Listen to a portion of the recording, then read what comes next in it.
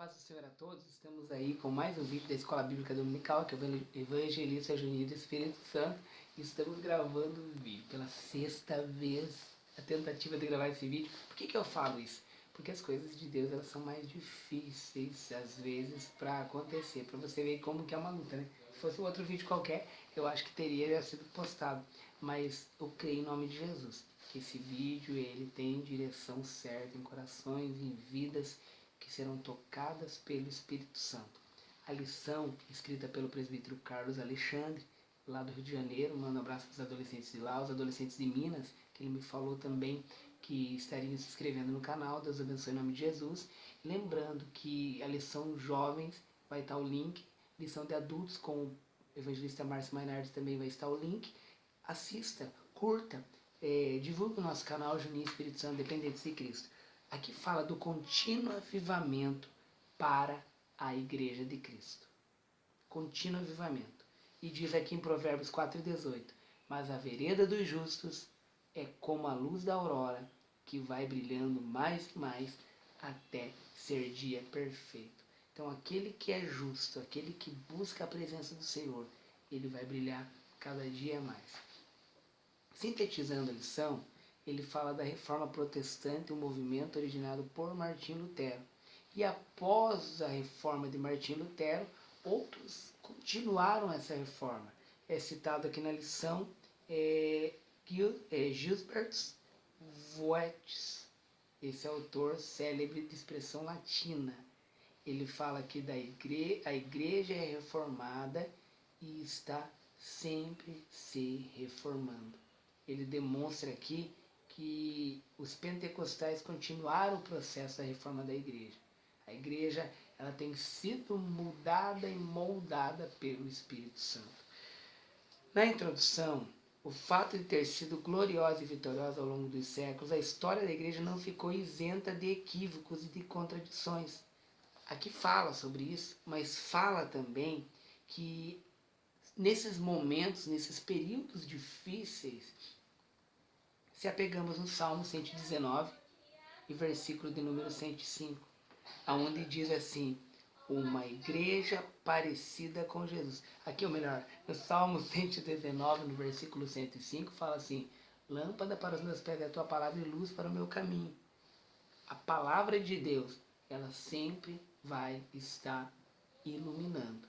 Ela é lâmpada. Ela demonstra aquilo que está oculto, está escondido, está escuro. Com a palavra de Deus a gente vê tudo correto, tudo claro.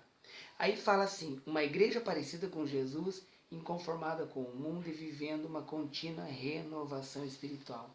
Então a igreja, ela precisa ser inconformada com o pecado, inconformada com o mundo, inconformada com o sistema mundano, inconformada com tudo isso e pregar a verdadeira palavra do Senhor.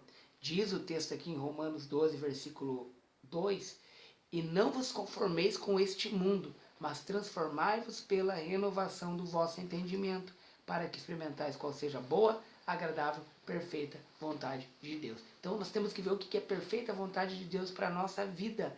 Não se conformar com este mundo, se transformar cada dia mais pela renovação do vosso entendimento. Então nós não devemos nos conformar com o mundo que se encontra hoje. Não devemos nos conformar. Vamos aqui, continuando aqui. Hoje estamos gravando na casa do Gabriel Mustafa. Graças a Deus que ele nos cedeu a casa dele aqui hoje para gravar. É a sexta vez que a gente está tentando hoje. Pense numa dificuldade. Tópico 1. O contínuo avivamento molda o nosso caráter. 1.1. Quando o caráter se degrada. Aqui ele fala de um texto de Salmo de número 1. E no versículo de número 1, que diz assim, que bem-aventurado o varão que não anda segundo o conselho dos ímpios, nem se detém no caminho dos pecadores, nem se assenta na roda dos escarnecedores. Esse texto diz aqui claramente, esse se sentar na roda dos escarnecedores significa não fazer aquilo que eles fazem. Não seguir os conselhos deles. Eu já vi muita gente pedir conselho de alguém que não tem discernimento espiritual, de alguém que está fora dos caminhos do Senhor. Então é não seguir o conselho, não se assentar, é não fazer aquilo que eles fazem. Ovelha não faz o que lobo faz. Ovelha não come alimento que lobo come. Ovelha não anda segundo os lobos andam. Então, aqui diz que o caráter, ele se degrada. Ou seja, se você não cuidar, se você aceitou Jesus e não cuidar, você vai voltar a fazer aquilo que fazia outrora. Então, para não acontecer isso, o que tem que acontecer? Um contínuo avivamento em nossa vida, que molda o nosso caráter. Aí nós olhamos o tópico 1.2, o perigo que a igreja corre. Qual o perigo aqui que o comentarista diz? Vou ser direto, até porque nosso tempo é só 20 minutos. Então, o que o comentarista fala aqui do perigo? O perigo é da igreja parar. Nós devemos marchar. Nós devemos continuar marchando e não parar. Nós devemos ganhar almas. Nós devemos buscar como buscavam os crentes naquele tempo de perseguição a Deus. Quando eles eram perseguidos, e aí eles faziam a obra. Hoje a igreja tem certos privilégios. O comentarista diz aqui, privilégios que faz a igreja estacionar, a igreja parar, a igreja não prosseguir. Nós devemos continuar a obra, não nos conformar com este mundo. E por isso fala do contínuo avivamento do Senhor. O contínuo avivamento para a igreja de Cristo. O Senhor precisa estar em nossa vida. No tópico 1.3, diz assim, ó, quando o Espírito molda o nosso caráter. Então, ao longo da história, vemos que o Espírito Santo sempre atuou de maneira a preservar a igreja. As portas do inferno não vão prevalecer contra a igreja. Como que faz para não prevalecer? De que forma?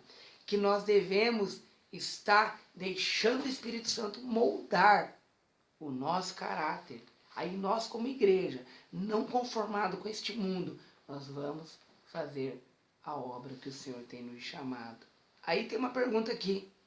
Quando ocorre o verdadeiro avivamento, Jesus Cristo passa outra vez a ter honra na igreja. Pois é importante que ele cresça e a gente diminua. É Jesus que tem que ter a honra na igreja. É ele que tem que ser convidado para estar em nossos cultos. É ele que tem que ser adorado em nossos cultos. É ele que precisa ser o primeiro a ser adorado. E o único exclusivamente. Primeiro e único. Então, diz aqui, qual vontade tem prevalecido em sua vida? A de Cristo? Ou a sua? É um caso a pensar hoje. Tópico 2. O contínuo avivamento torna-nos inconformados com o mundo, pensando de maneira correta. Aí fala em Romanos que nos deparamos com a preocupação apostólica em oferecer orientações práticas para a igreja. Paulo fala na carta a Romanos sobre isso. E aqui nós vemos, entretanto, a doutrina verdadeira, ela não pode ficar somente na teoria. A ortodoxia, a doutrina correta, ela não pode ficar só em teoria. Tem que ser na prática, que é a ortopraxia, a prática correta. A doutrina do Senhor, ela precisa ser falada e pregada. Precisa. E a doutrina, ela se confronta com o mundo. Porque a verdade, a luz e as trevas, elas não se dão. Quando você fala da doutrina verdadeira, você confronta com as trevas. Precisa da doutrina genuína e verdadeira. No tópico 2.2, fala da dimensão prática da doutrina. No comentário bíblico do Novo Testamento, de Matthew Henry, diz assim, que afirma que interpretaríamos mal a doutrina cristã se a consideramos apenas um sistema de ideias ou um guia para especulação. A verdadeira doutrina é prática, aponta para a reta ordenação da convivência. Então, aqui que Jesus fala no Sermão do Monte. Todo aquele, pois, que escuta as minhas palavras e as pratica, assemelhá-lo-ei ao homem prudente que edificou a sua casa sobre a rocha. Mateus 7, 24. No mundo de hoje, principalmente no convívio com seus colegas, não adianta muita coisa apenas afirmar sua fé. Precisa viver, dar testemunho. O mundo de hoje, nós temos que mostrar que o verdadeiro avivamento nos capacita a praticar o que Jesus nos ensinou. O verdadeiro avivamento, a vida mudada, o caráter mudado, ele faz as pessoas verem Jesus na tua vida. É isso que nós precisamos. Vou correr um pouquinho, que é só 20 minutos desse vídeo aqui, então vamos correr. Já foi 10, né? Vamos lá, vamos correr um pouquinho. O verdadeiro avivamento nos capacita a praticar o que Jesus nos ensinou. Daí no 2.3, inconformados com o mundo. Conhecendo e praticando a doutrina de Cristo, é inevitável o confronto com o mundo, pois se trata de um sistema absolutamente antagônico ao reino de Deus. O sistema de ideias desse mundo é contra o que Jesus disse e fez. Então, o mundo é cheio de corrupção, pecado e tenta esmagar a igreja. Você pode ver que se você fizer um culto, fizer uma oração que vai até a madrugada, vão ligar para a polícia, um monte de gente vai se incomodar. Agora, numa madrugada, pode tocar um bailão a madrugada todinha e ninguém vai falar nada. Então, esse sistema mundano e esse sistema que é preparado para a vinda do anticristo, esse sistema que se encontra hoje, é um sistema contrário à prática da igreja. São totalmente contra a igreja. Totalmente anticristo. Totalmente contrário à igreja. O verdadeiro avivamento nos capacita a praticar o que Jesus nos ensinou, que eu acabei de falar, mas também diz aqui que nós devemos ser inconformados com esse mundo. Por isso, não se conformar com o mundo, não se deixar formatar por ele. É o nosso desafio e meta. Então, nós precisamos de um contínuo avivamento espiritual. Aí, quando nós temos um avivamento espiritual, nós não vamos nos conformar com esse mundo, com esse sistema mundano. Então você tem se conformado ou se conformado com o mundo?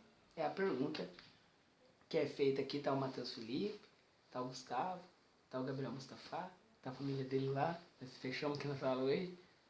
E aí, você está conformado com esse mundo? Se você está conformado com esse mundo, trate de começar a se inconformar com esse mundo, porque Jesus não se conformava com esse mundo. Ah, eu estou na igreja faz tempo, mas conformado com o mundo? O que adianta estar na igreja? Dentro da igreja, mas conformado com o mundo. Você precisa ser inconformado com o mundo. Tópico 3, já para encerrar. O contínuo avivamento é um tempo de renovação, mas também de discernimento espiritual. Aí diz aqui, 3.1. Um tempo marcado por Deus. Um dos sinais que revela uma verdadeira e graciosa renovação espiritual, confirmando a autenticidade do avivamento, é o modo espiritual, sobrenatural e divino que a maravilhosa experiência revela. Não se trata de um evento agendado, planejado nem manipulado emocionalmente por pessoas, mas a disposição sincera de esperar em Deus. Então nós precisamos buscar, por isso precisamos estar atentos para não denominar qualquer movimento como um avivamento. Claro que nós temos que olhar isso, mas também temos que tomar muito cuidado para não julgar um movimento, que é um avivamento, dizendo que é simplesmente movimento. Por isso precisamos, nesse tempo, discernimento espiritual.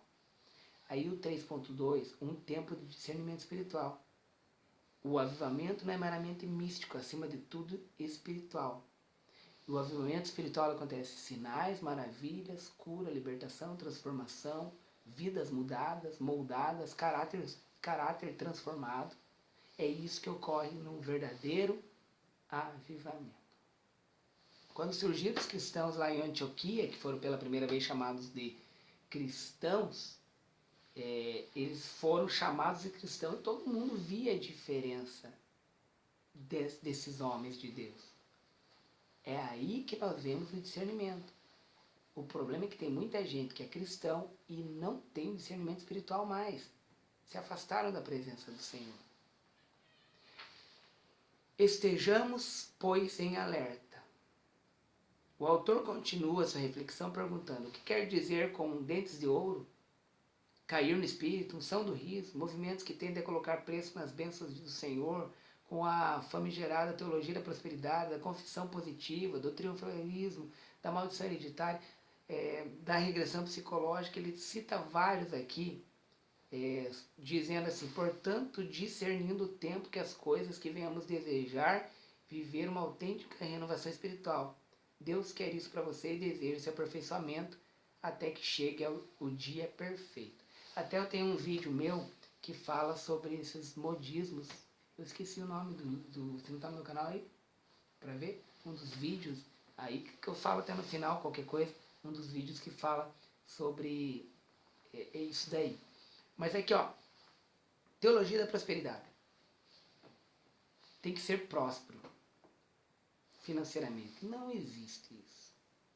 Se eu não for próspero, eu estou em pecado. Mentira. Confissão positiva. Eu determino. Nós não determinamos nada. Não temos poder para determinar nada. Podemos pedir em nome de Jesus. Ou expulsar um demônio em nome de Jesus. Mas determinar alguma coisa. Então, tudo isso nós temos que olhar. Regressão psicológica. Orar para a pessoa regredir no ventre da mãe e tal, para ser curado. Traumas. São os modismos que têm surgido.